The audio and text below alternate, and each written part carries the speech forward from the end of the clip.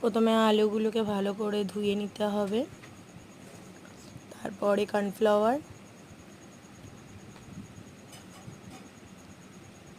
2 চামচ মতো নিয়েছি আমি,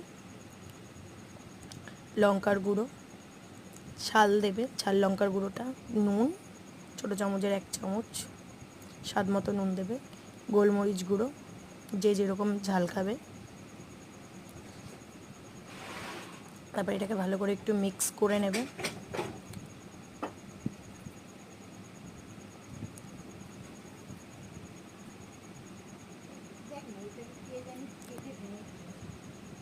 মিক্স করার পর অল্প অল্প জল দিয়ে জিনিসটাকে মেশাতে হবে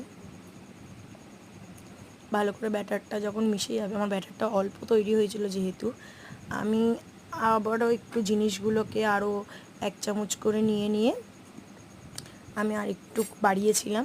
আমার ব্যাটারটা খুবই অল্প পরিমাণ হয়ে গেছিলো। তারপরে আলুগুলোকে ভালো করে ধোয়া তো ছিল, তারপরে ব্যাটারে কোট করে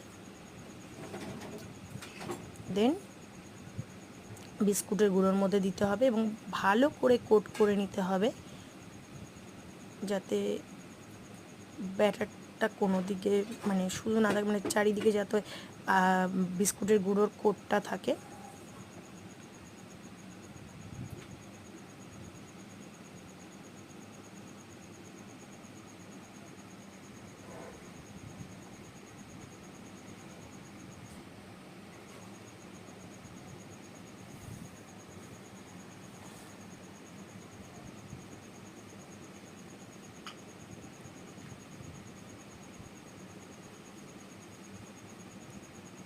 ভালো করে কোট করে নিয়ে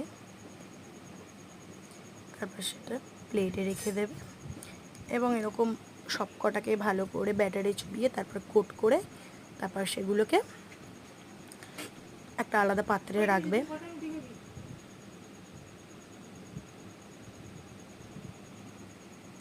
রাখার পরে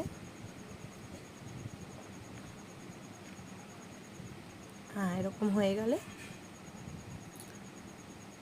ওটাকে আমি তারপর ডিপ একটু ফ্রিজে রেখে দিয়েছিলাম 1 ঘন্টা মতো। তারপরে ফ্রিজে রেখে আমি ওটাকে তেলে ভালো করে ভেজে নিয়ে উপর দিয়ে একটু বিট নুন ছড়িয়ে, মেয়োনিজ আমি দিয়েছি